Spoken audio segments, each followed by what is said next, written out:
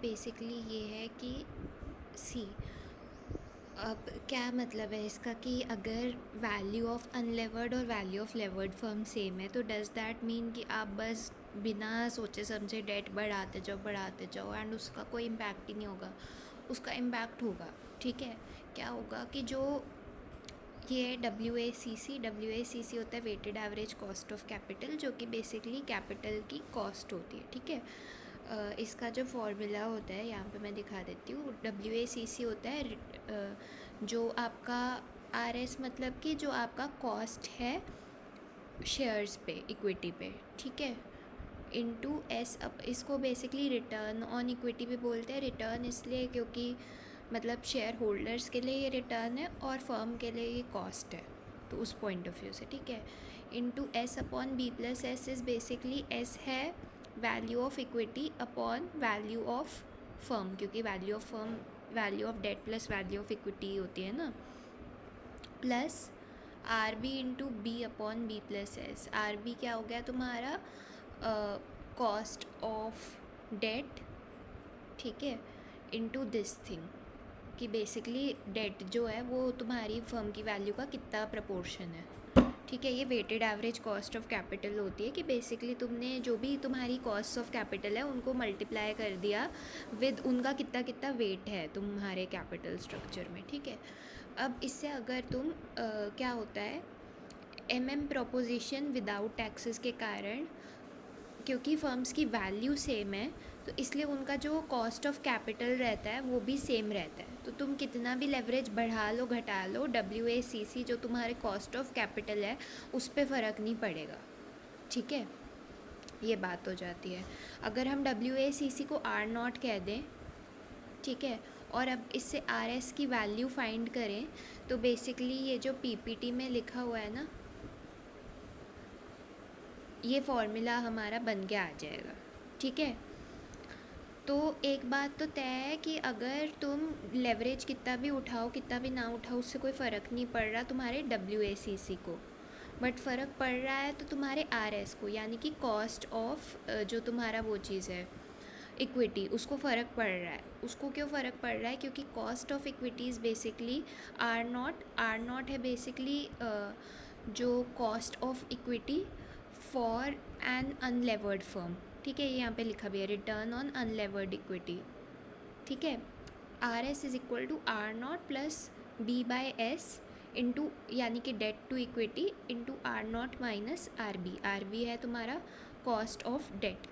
ठीक है, बेसिकली जैसे जैसे तुम्हारा डेट जो है उसका प्रपोर्शन कैपिटल स्ट्रक्चर में बढ़ता जाएगा वैसे वैसे it becomes more and more risky for जो तुम्हारे इक्विटी शेयर होल्डर्स हैं।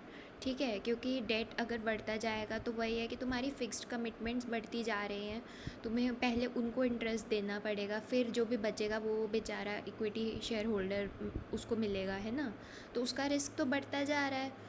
तो इसीलिए इक्विटी शेयर होल्डर्स जो रिटर्न डिमांड करते हैं that is basically return on unlevered firm की equity plus debt to equity. जितना ज़्यादा डेट होगा उतना ज़्यादा इक्विटी शेयर होल्डर्स का RS होगा। ठीक है, इंटू R0 माइनस RB।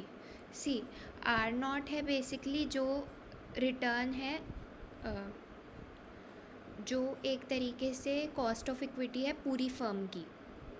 ठीक है, क्योंकि ये कॉस्ट ऑफ इक्विटी है अनलेवर्ड फर्म की, राइट, तो दिस इज़ पूरी फर्म की कॉस्ट ऑफ इक्विटी। ठीक है, मतलब पूरी फर्म की कॉस्ट ऑफ कैपिटल है एक तरीके से ये। ठीक है, और RB है कॉस्ट जो तुम्हें बेसिकली डेट वाले होल्डर्स को देनी पड़ती है। तो जब तुम R0 में से RB को माइनस कर लोगे तो this is the amount that you are left with to pay equity shareholders. ठीक है, क्योंकि this is the full thing and इसमें से this much you have to pay to your debt holders, तो ये बच जाता है शेयर होल्डर्स को देने के लिए। एंड इसको तुम डेट टू इक्विटी रेशियो से मल्टीप्लाई करोगे, basically this is the return that gets demanded by shareholders. ठीक है, और RS जो है जैसे जैसे तुम्हारा डेट टू इक्विटी रेशियो बढ़ता जाएगा वैसे वैसे RS बढ़ता जाता है, तो ये एक चीज़ होती है। ठीक है, अल्टीमेटली क्या होता है, सी जैसे जैसे इसका तुम्हारे WACC पर कोई इफ़ेक्ट नहीं पड़ेगा, क्योंकि MM प्रोपोजिशन के हिसाब से हम एक ऐसे वर्ल्ड में है जिधर मतलब उसने अजम्पशंस लेके सिंप्लीफाई कर रखा है ना सब कुछ। तो वो बेसिकली बोल रहा है कि अगर RS बढ़ भी रहा है, कि तुम बहुत ज़्यादा डेट लेते जाते हो तो तुम्हारा RS बढ़ता भी है, तो द थिंग इज़ कि क्योंकि तुम डेट ज़्यादा ले रहे हो तो एक तो S/B+S अपने आप ही कम हो जाएगा, क्योंकि डेट इतना ज़्यादा लिया हुआ है कि शेयर का पोर्शन ही बहुत कम है पूरे कैपिटल स्ट्रक्चर में। और दूसरा, जो डेट का जो कॉस्ट होता है वो कम होता है, तो उससे बेसिकली ये दोनों फोर्सेस एक दूसरे को कैंसिल आउट कर लेंगी और weighted average cost of capital तुम्हारा डेट टू इक्विटी रेशियो कितना भी हो जाए सेम रहेगा। बट अगर हम RS को इंडिविजुअली देखें तो return demanded by share holders बढ़ता जाएगा जैसे जैसे डेट टू इक्विटी बढ़ता जाएगा। RB चेंज नहीं होता, क्योंकि डेट का तो कॉस्ट सेम ही रहता है, तुम कितना भी डेट टू इक्विटी कर लो उसको कोई फ़र्क नहीं पड़ता, उसको तो पैसे मिलने ही हैं। ठीक है, तो ये चीज़ है।